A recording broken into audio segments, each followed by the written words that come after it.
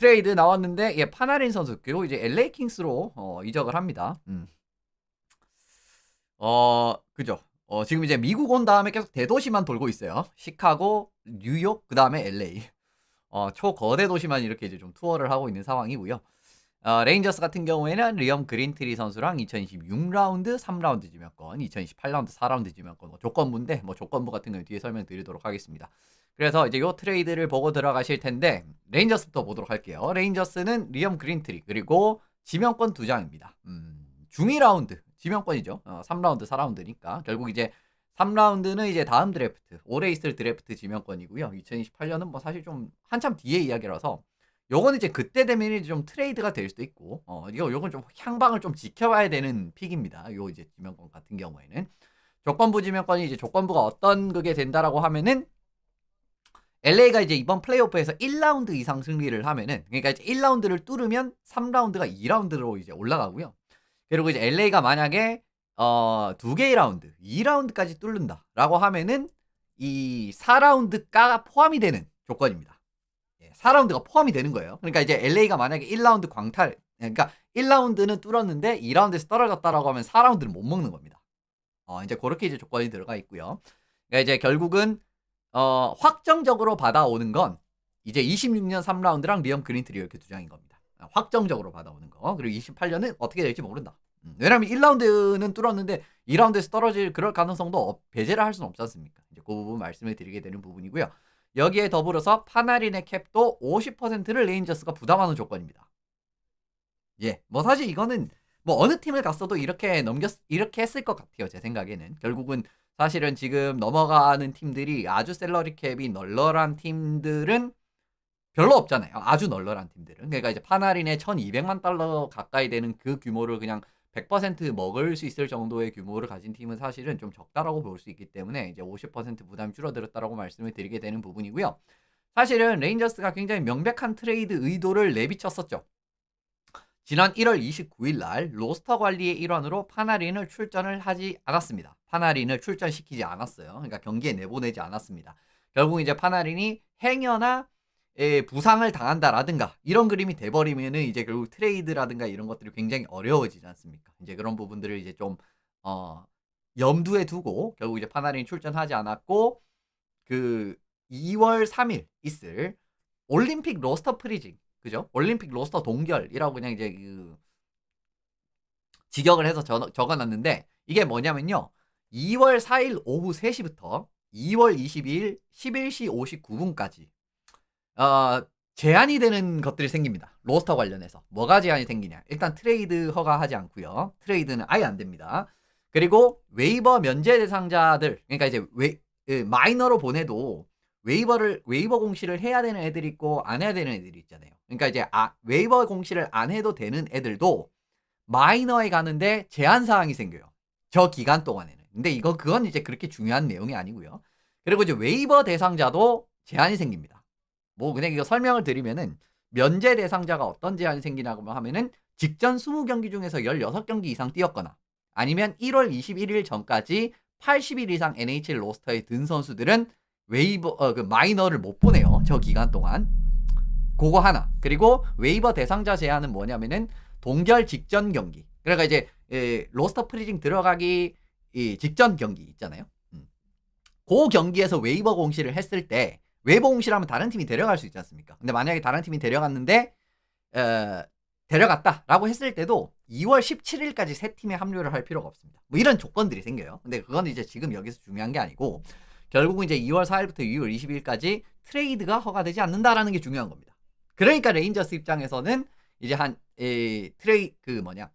올림픽 로스터 동결 한 일주일 전부터 선수를 내지 않으면서 좀 관리를 해주는 거죠. 행여나 부상이라든가 이런 것들을 당하면 안 되니까 그 부분으로 바라보시면 좋을 것 같고 사실 드루리 GM이 굉장한 비판을 받고 있습니다. 지금 뭐 그냥 사실은 민심이 좋을 수는 없죠. 뭐 작년에도 결국은 이제 성적도 안 좋았고 선수들을 그냥 헐값에 내보내는 그런 모습들이 나온다라든가 올해도 이제 결국 이제 파나린이라는 정말 걸출한 스타를 내보내는데 굉장히 아쉬운 리턴이죠. 이제 그런 부분에서 이제 굉장히 욕을 많이 먹고 있고 그리고 이제 이런 것들이 있는데 상황 자체가 일단 팀에 좀 불리한 상황이었습니다. 그래서 이 부분을 조금 이해를 해야 되는 부분이에요. 물론 이제 이거는 제가 크리스 드루리가 그러한 어려운 상황에서도 정말 일을 성공적으로 잘했다라고 말씀을 드리고 싶은 건 아니에요. 근데 조금 더 이제 욕을 더 먹는 것 같은 느낌이에요. 근데 이제 사실은 이제 그런 부분도 좀 말씀드릴 게 뭐냐면은 이게 NMC를 선수가 이제 이동 거부권을 가지고 있고 그리고 행선지가 좁혀졌을 때는 이런 위험성이 좀 생기는 거예요. 그러니까 파나린 같은 경우에도 이동 거부권이 있기 때문에 선수가 이제 오히려 이제 어떻게 보면 그 이동에 대해서 예를 들면 팀은 이제 뭐 이 팀 저 팀 옮기고 싶은 뭐 오퍼가 굉장히 좋은 데 왔어요. 뭐 실제로 이제 뭐 지금 들어보면은 워싱턴이라든가 이런 데는 꽤 피치를 세게 올렸고 그리고 이제 뭐 특정 팀 같은 경우에는 이제 트레이드 이후에 계약 조건까지도 더 좋은 그런 팀들이 있었다라고 제가 알고 있거든요. 근데 이제 파나린이 NMC가 있기 때문에 내가 가기 싫어하면 못 가는 겁니다, 거기. 그러니까 팀 입장에서는 파나린이 노라고 하면은 못 보내는 거예요, 아예. 그러니까 이제 그런 권리가 이제 일단 파나린한테 키가 있다라는 점. 그리고 파나린 측이 LA를 원했다 그럽니다. 이게 중요하죠. 네. 그러니까 선수 측에서 나 LA 아니면 안 가 이래 버리면 이제 다른 팀으로는 아예 이동을 할 수가 없는 거예요. 이제 또 그런 상황이었다라는 겁니다. 이제 그 과정에서 하나 염두에 두고 들어가시면 좋고 그리고 상황 자체도 불리한 게 뭐냐면 사실 제가 이제 뒤에 이제 클로드 지루 선수 이야기를 좀 하겠지만 그때도 이제 제가 첫 플래처를 깐 이유는 물론 이제 이 리턴도 안 좋았던 거 하나 그리고 자기가 가진 패를 다 보여줬어요. 그런 것들을 제가 이제 조금 안 좋게 본 이유 중에 하나였었는데 드루리도 거기에서 좀 비슷한 느낌이 드는 이유가 뭐냐면 결국 로스터 아까 보셨면은 4일부터 로스터 동결이 시작이 되잖아요. 근데 그 전에 트레이드 할 것 같은 움직임을 그냥 너무 그냥 노골적으로 보여줬어요. 팬들한테 서한 보내면서 우리가 이런 식으로 리툴링 할 건데 이런 것도 나왔죠. 그리고 이제 그 과정에서 선수들, 그러니까 남길 선수들이랑 남기지 않을 선수들 인터뷰했는데 그 내용도 유출됐다라기보다는 어쨌든 그 내용도 결국은 그 세간에 다들 알고 있는 사안이 돼버렸죠. 이제 그 과정에서 이제 파나리는 재계약 안 한다라는 이야기가 나왔잖아요. 그런 이야기 나와버리면 가치가 떨어지는 거거든요.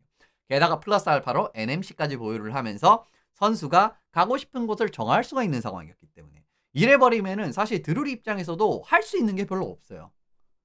한 번 더 말씀드리지만 드루리가 잘했다라는 건 아닙니다. 근데 드루리도 이럴 수밖에 없었던 이유가 여기에 있다라는 거죠.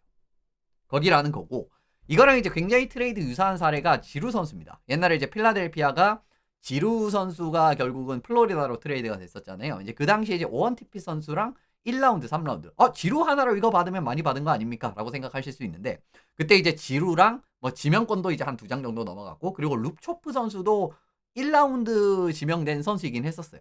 그러니까 이제 좀 키우면 괜찮게 성장할 수도 있는 그런 느낌의 자원이었기 때문에 그냥 이제 지루만 간 건 아니었었거든요. 이제 이런 과정에서 결국은 이제 지루 선수의 리턴도 어떻게 보면 그 당시에 저도 이제 이거는 이거밖에 못 받아오냐 이런 이야기를 했는데 근데 지루도 이제 이때 비슷했던 게 뭐냐면 지루도 이 당시에 NMC를 보유하고 있었고요. 그러니까 이제 본인이 가고 싶은 곳을 지정을 할 수가 있는 상황이었습니다. 거기에다가 플러스 알파로 지루 본인이 콜로라도 혹은 플로리다에 가고 싶다라는 의사를 밝혔던 상황이었어요. 그러니까 팀 입장에서는 결국은 콜로라도나 플로리다밖에 보낼 데가 없는데 이제 그러면 이제 결국 이제 이 갑을 관계 같은 느낌이 좀 넘어간다라는 거죠. 그러니까 이제 지루를 야 그래도 여기서 좀 오퍼했는데 굉장히 여러 팀이 있으면 여기서 저렇게 오퍼가 들어왔는데 니네들도 좀 올리는 게 맞지 않냐? 저기는 제도 준다는데 이런 식으로 할 수 있잖아요, 그죠? 근데 여러 팀이 경험이 붙으면 근데 딱 두 팀밖에 없고 근데 그 두 팀조차도 이제 예를 들면 셀러리 캡이라든가 유망주 풀이 아주 뭐 좋지 않다라든가 아니면 이제 뭐 이런 상황들이 있을 수도 있잖아요. 이래 버린다라고 하면은 이 골치 아파지는 겁니다. 받을 수 있는 리턴 자체가 굉장히 또 이제 줄어들 수 있는 그런 상황이 나올 수가 있다라는 거거든요. 그렇기 때문에 지루도 이제 굉장히 비슷한 사례였었고 실제로 저는 이번 파나린 트레이드의 그 지루 트레이드의 그런 모습이 좀 많이 보였기 때문에 이게 이제 이해가 아예 안 되는 건 아닌데 결국 이제 좀 레인저스 입장에서는 상당히 아쉬운 건 맞습니다. 아쉬운 건 맞는데 드루리도 좀 입장을 이해는 해줘야 된다. 물론 이제 정말 대단한 GM이라고 하면은 이런 어려운 상황에서도 정말 말도 안 되는 딜을 끌어내는 게 맞죠. 근데 이제 그거는 이제 또 상황이 또 어려울 수가 있기 때문에 이제 그런 부분 말씀을 드리는 거고요. 파나리 선수가 레인저스에서 7시즌 정도밖에 뛰지 않았는데 구단 기록에서 레인저스에서 이게 굉장히 상위권이에요. 골 205골로 이제 레인저스 역사상 14위. 그리고 이제 어시스트 402개 레인저스 역사상 8위. 그리고 이제 포인트 607포인트로 레인저스 역사상 9위입니다. 7시즌밖에 안 뛰었는데 이제 그런 부분에서 말씀을 드리고, 레인저스는 이제 뭐 100년에 달하는 역사를 지닌 클럽 아니겠습니까? 그런 부분 말씀에서도 이제 저 대단하다라고 말씀을 드리는 거고요. 그리고 이 이븐 스트렝스 포인트로 보시면은 이것도 9위, 그리고 파워플레이 포인트 10위, 그리고 이제 경기당 득점 1.26 포인트를 기록을 했기 때문에 이 분야 1위였습니다. 400경기 이상 출장한 선수들 중에, 그래서 400경기 정도 하면 한 5시즌 정도는 카운트를 하는 거잖아요. 그죠? 근데 400경기 치르는 과정, 이제 결국은 1.26포인트, 400경기 이상 치른 뉴욕 레인저스 선수들 중에 경기당 포인트가 가장 높은 선수였습니다. 이런 것도 이제 보시면은 얼마나 이제 레인저스의 역사에서도 중요하고, 그리고 이제 실제로 이제 크리스 드루리가 레인저스 역사상 가장 성공한 FA 사이닝이다라는 이야기도 했었거든요. 레인저스 역사상 가장 이제 중요한 가장 성공한 FA 사이닝이다라고 오늘 이야기를 했었어요. 이제 그 정도로 어떻게 보면 이제 구단 내에서도 이제 그런 업적 자체는 높게 평가를 한다라고 바라보시면 좋을 것 같고요. 메인 패키지는 역시 리엄 그린트리 선수입니다. 근데 이 선수가 2024년 1라운드 26순위에 지명이 된 선수인데, 기술 좋고, 그리고 이제 득점 생산력, 이 선수 플레이메이킹이라든가 시야도 괜찮은 편이고, 그리고 이제 퍽을 가졌을 때 좀 다이나믹한 모습도 그렇고, 그리고 슈팅으로 마무리할 수 있는 그런 이제 모습, 게다가 이제 경기 리딩, 플레이 리딩이라든가 이런 것도 굉장히 뛰어난 선수예요. 어떻게 보면 좀 전천후 파워포워드 같은 느낌의 자원이라고 바라보시면 좋은데, 요 선수를 결국 이제 받아오는 이제 레인저스는 받아왔습니다. 뭐 사실 이제 그때 레인저스가 결국은 이제 이 팬들한테 서한을 보내면서 우리가 이제 젊은 선수를 좀 이제 확충을 할 것이다, 이런 이야기를 했었잖아요. 그래가지고 그린트리도 거기에 부합하는 선수다라고 말씀을 드릴 수 있는데, 근데 좀 하나의 변수가 뭐냐면 스케이팅 경기가 그렇게 좋은 편이 아닙니다, 그린트리가. 이게 이제 조금은 좀 걱정이 되는 부분이에요. 뭐 엄청 걱정되는 건 아니지만, 그래서 이제 이 부분이 어떻게 이제 발전되느냐에 따라서 레인저스가 정말 대성공을 거둘 수도 있는 것이고, 그렇지 않다라고 하면은 이제 조금 뭐 그럴 수도 있다. 그런 평가가 나올 수도 있다라고 말씀을 드리는 거죠. 그리고 좀 걱정되는 부분 또 하나 더 말씀드리면, 지난해 대비해서 공격 생산력이 좀 많이 떨어졌습니다. 이게 이제 괄호 안에 있는 게 그린트리 선수의 나이고요. 그리고 이제 시즌 시작할 때 나이입니다, 정확히 말씀을 드리면. 그리고 시즌 적혀 있고 괄호 안에 있는 숫자는 나이인데, 지금 이제 빨간색은 경기 출장 경기 수, 그리고 이제 파란색은 포인트거든요. 뭐 16살 때 저 정도는 나쁘지 않은데 17살 때 괜찮았잖아요. 64경기에서 90포인트. 그리고 작년에는 64경기에서 119포인트. 작년 세기노에서 결국 체레니쇼프라든가 미사라든가 그다음에 그죠? 뭐 파레크도 있었고 뭐 이제 그런 것도 좀 도움이 됐었지만, 작년에 뭐 정말 뭐 경기당 거의 한 2포인트 가까이 뽑았었지 않습니까? 하지만 올해는 많이 떨어졌죠. 그죠? 많이 떨어졌습니다. 그리고 이제 제가 뭐 이건 이제 훅토크 때 이런 이야기를 제가 자주 하는 편인데, 선수들이 16살에 이 정도 성적을 내는 거랑 17살 때 이 정도 성적을 내는 거, 그리고 이제 18살 때 이 정도 성적을 내는 거는 천지 차이예요. 왜냐면 이제 정말 이제 주니어 레벨 같은 경우에는 한 살 한 살 한 살이 엄청나게 무게감이 크다라고 보셔야 됩니다. 그러니까 어떻게 보면 17살에서 18살 넘어가는 거는 야 18살에 저 정도 찍으면 상당히 성공적인데? 라는 이야기를 할 수 있는데, 지금 19살 시즌인 올 시즌을 바라보시면은 한 23, 24 시즌 정도도 못 미칠 가능성이 크잖아요. 이거는 사실 조금 성장 정체 같은 부분도 가능성이 아예 없는 부분은 아니기 때문에 일단 좀 지켜봐야 될 부분이 있다라는 겁니다. 성장이 정체됐다라는 건 너무 센 표현인 것 같고, 왜냐면 이제 예를 들면은 올해도 작년 정도 찍었다라고 해도, 솔직히 말씀드리면 예를 들면 이제 올해도 한 64경기에서 120포인트 가까이 찍었다라고 해도요, 뭐랄까요,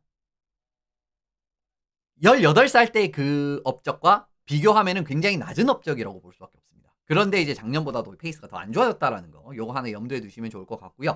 그래도 레인저스가 좀 젊은 자원들 자체로 기반이 좀 만들어지고는 있네요. 큘리 선수 23살, 그리고 노아 라바 선수 같은 경우에도 굉장히 스피드 빠르고 체킹 게임이라든가 이런 거 잘하고 있기 때문에 설리번 감독이 굉장히 신뢰를 보내는 선수죠. 22살이고, 게이브 페로 그리고 리엄 그린트리 둘 다 20살입니다. 이런 선수들이 있기 때문에 결국 이제 젊은 자원들의 기반 자체가 조금씩 만들어지고, 물론 이제 슈퍼 S급 선수라든가 그런 선수들이 결국은 조금 더 필요하기는 한데, 물론 그 역할을 라프레니에르가 해주면 제일 좋겠지만 지금 이제 좀 그걸 길게 하기 어렵잖아요. 그래도 어쨌든 또 20대 초반으로 이렇게 좀 공격진이 좀 그래도 미들식스라든가 이런 느낌으로도 적어도 이제 최근 한 1, 2년 안으로 구축될 만한 모습을 보여주고는 있기 때문에 그런 부분에서 좀 가치를 찾아보시면 좋지 않을까라고 말씀을 드려보면 좋을 것 같습니다.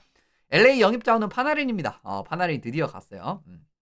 아까 이제 서두에 말씀드렸던 대로 결국 이제 파나린이 좀 짙게 연결이 되던 팀이 뭐 템파도 있었고 플로리다도 있었고 뭐 콜로라도 같은 팀도 있었고, 근데 이제 뭐 캐롤라이나라든가, 실제로 캐롤라이나 같은 경우에는 이제 러시아 쪽에서는 캐롤라이나의 트레이드가 됐다라는 이야기가 굉장히 일찍 나왔었는데 결국 오보였죠. 결국 오보였습니다. 이제 그런 부분은 있는데, LA도 아까 말씀드린 대로 그 파나린이 갈 가능성이 있었던 팀 중에 하나긴 했었어요. 그래서 이제 파나린이 결국 이제 LA로 가게 됐다라고 말씀을 드리고, 트레이드 되자마자 바로 재계약에 합의를 했습니다. 2년 재계약에 연평균 1,100만 달러. 네, 뭐 지금 계약이랑 거의 비슷하죠. 지금 계약이랑 거의 비슷하고요. 아주 큰 차이는 없고 어쨌든 이제 이렇게 곧바로 재계약에 합의는 했네요. 아까도 말씀드렸지만 요 계약 조건보다 조금 더 좋은 조건을 제시한 팀이 있었다라고 알고 있습니다. 근데 어쨌든 이제 뭐 선수 본인이 LA로 가고 싶어 했기 때문에 이제 그 부분 말씀을 드리고요. 목적성 자체는 굉장히 분명하죠. 공격 슈퍼스타를 영입을 하면서 전반적인 공격 분야의 향상을 기대를 하는 게 제가 봤을 때는 제일 큰 목적인 것 같습니다. 이제 그 과정이고, 실제로 올해 LA 킹스가 공격 관련해가지고 아주 좋지 않습니다. 이거 진짜 저는 요즘 LA 킹스는 진짜 한 7, 8년 전에 평창올림픽 할 무렵에 그 LA 킹스를 보는 느낌인데, 공격 거의 뭐 그냥 1차적인 스탯을 바라보셔도 최하위권이에요. 그죠? 경기당 평균 득점, 게다가 이제 파워플레이 15.6%에 불과하고, 그리고 경기당 슈팅 같은 경우도 27.5개이기 때문에 조금 낫다 싶은 게 이제 20이거든요. 이제 이런 과정들을 말씀을 드리는데, 파나린이 들어오면 어쨌든 전체적인 득점력 그리고 파워플레이 이런 부분은 확실하게 또 보강이 가능한 부분 아니겠습니까? 그 부분 말씀을 드리게 되고, 실제로 슈팅 숫자 같은 경우에도 지금 보시면은 좋지가 않아요. 네, 그죠? 1,485개 주요 슈팅, 리그 23위고요. 그리고 이제 골 숫자 139개, 31위. 그리고 이제 슈팅 성공률도 9.4%밖에 되지 않기 때문에 어쨌든 전체적인 공격력 자체가 상당히 저조한 상황이다.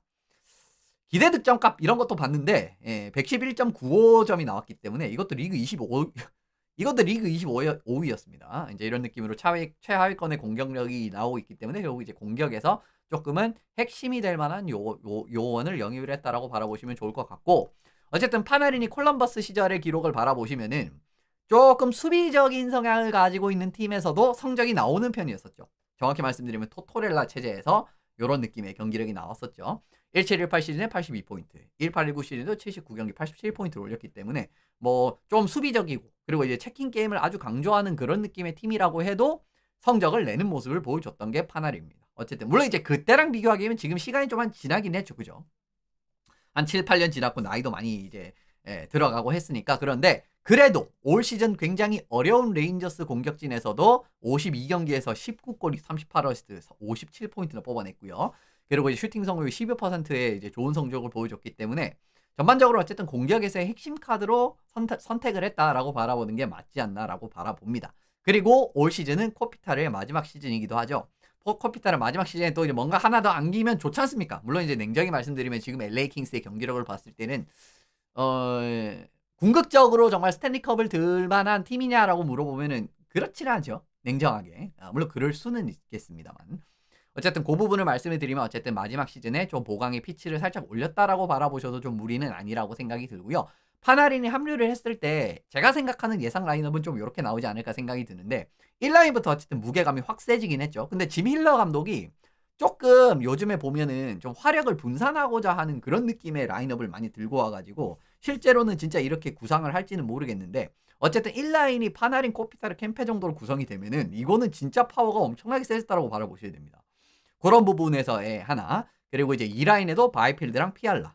거기에다 이제 무어가 들어오면 좀 더 에너지, 경기력, 이런 부분, 스피드 경기, 이런 부분에 좀 장점이 있을 수 있고요. 게다가 3라인에 라페레르, 아르미아, 쿠즈멘코 이렇게 들어오고, 4라인에 페리를 4라인에 그냥 넣습니다. 말로 터컷 페리가 경기력이 나쁘지 않더라고요. 그래가지고 요 느낌에서의 라인을 구성을 하면은 슈퍼스타 파워도 올라갔고, 어쨌든 이제 S급 윙어가 한 명 들어오는 과정에서의 득점 밸런스 같은 부분도 더 좋아질 수 있다라고 보는 게 맞지 않나라고 말씀을 드려봅니다. 공격력도 공격력이진데 사실은 LA 킹스도 이제는 좀 뒤후계자들을 생각을 해야 되잖아요. 그러니까 코피타르 이후에 스타 파워가 필요하고요. 결국 이제 공격에서도 물론 이제 다우티가 아직 있기는 있지만은 다우티 같은 경우는 이제 좀 나이가 많고, 근데 다우티는 어쨌든 수비잖아요. 그죠?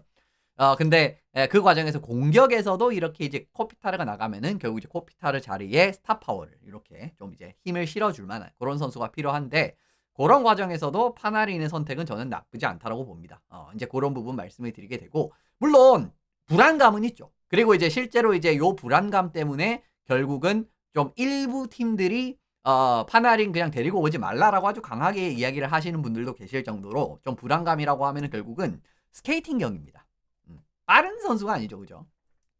톱 스피드 같은 경우에도 35.2km가 나오게 되면서 빠르지 않고 32km 이상 가속 같은 경우에도 46회밖에 실시하지 못했고요.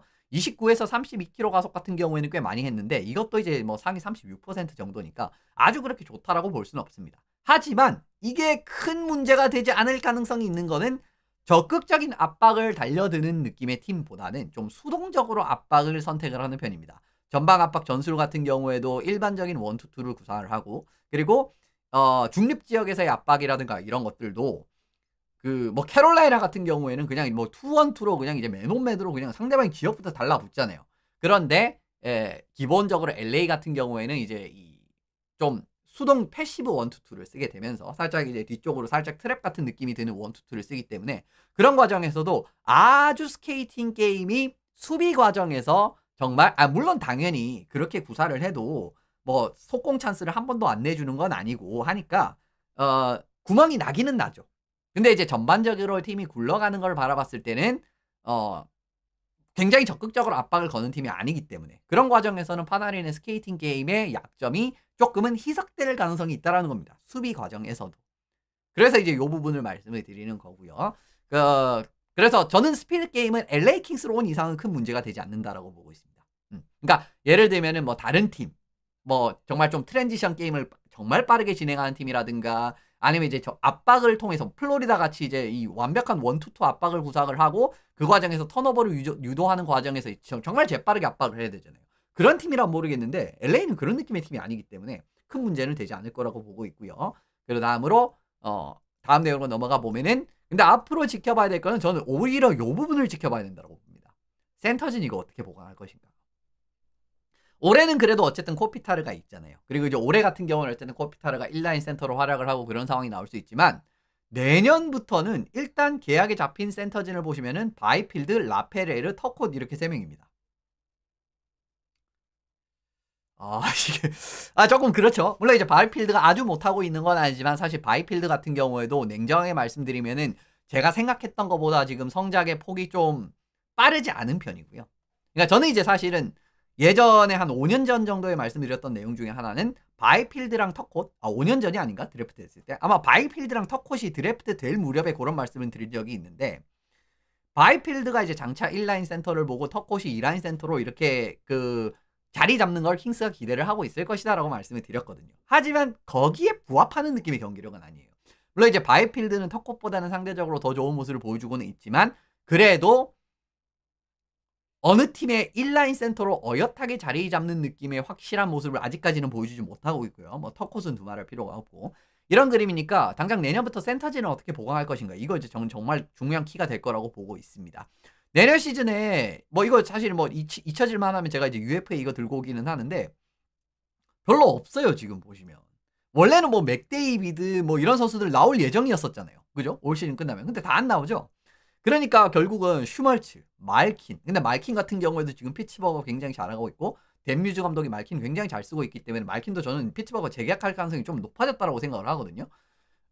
그리고 이제 찰리 코일, 클로즈루 이런 선수들은 사실 나이가 너무 많고요. 이제 코일은 그렇게까지 나이가 많지는 않지만 그래도 이제 코일도 이제 어엿한 1라인 센터라고 좀 보기는 힘들죠. 코일도 2라인, 3라인 센터 자연에 들어가야 이상적인 자원이고 요한손, 파조 이런 선수들도 이제 결국은 1라인 센터를 보기 힘든 그런 자원 아니겠습니까? 슈멀츠도 이제 솔직히 말씀드리면 좀 약하고요. 정말 뭐 플레이오프 그 이상을 바라보는 팀에서 슈멀츠가 1라인 센터다라고 하면 좀 약하긴 하죠. 이제 그런 부분 말씀을 드리는 거고 말킨이랑 지루는 나이도 많고 소속팀을 떠날 가능성도 비교적 높은 선수들이 아니라고 생각을 합니다. 이제 그런 과정을 말씀을 드려서 결국 이제 내년에 UFA 자원을 영입하기도 지금 쉽지 않은 상황이다라는 걸 말씀을 드리고 싶었어요. 그래도 어쨌든 일단 캡 여유는 좀 있거든요. LA 킹스가 어쨌든 캡 여유가 지금 당장 좀 있는 편이라서 어쩌면 센터도 한 명 트레이드 뭐 그건 잘 모르겠습니다. 뭐 할 수 있을 것 같기도 한데 그건 좀 지켜봐야겠습니다. 어쨌든 이제 지금 파나린을 데려온 이후에도 캡 여유가 850만 달러. 뭐 플레이오프 기준으로 캡을 그러니까 데드라인 캡을 잡아보면 사실 이거보다도 규모가 더 커지거든요. 그런 과정에서 캡 여유가 있기 때문에 추가적으로 진짜 또 거대 영입을 하나 한다? 그러면 또 이제 이 센터 걱정은 좀 덜어낼 수는 있는데 어쨌든 저는 장기적으로 센터진 좀 어떻게 구축할지 그거는 한번 지켜보고 싶습니다. 어쨌든 오늘 뭐 이렇게 이제 파나린 내용을 좀 간략하게 살펴봤고요. 네. 그렇습니다. 뭐 파나리는 사실 이제 제가 KHL 스카 때부터 굉장히 유심히 많이 봤었고 그리고 이제 NHL 넘어오고 난부터는 참 뭐 좋아하는 선수고 유심히 봤던 선수인데 어쨌든 뭐 예, LA에서 또 어떤 시작을 하게 될지 지켜보시면 좋고 그리고 이제 새롭게 또 출발하는 레인저스의 이런 전력을 개편하는 부분 이런 부분까지도 확인을 하시면 어떨까라는 말씀을 드리면서 오늘 내용은 여기서 마무리해 보도록 하겠습니다.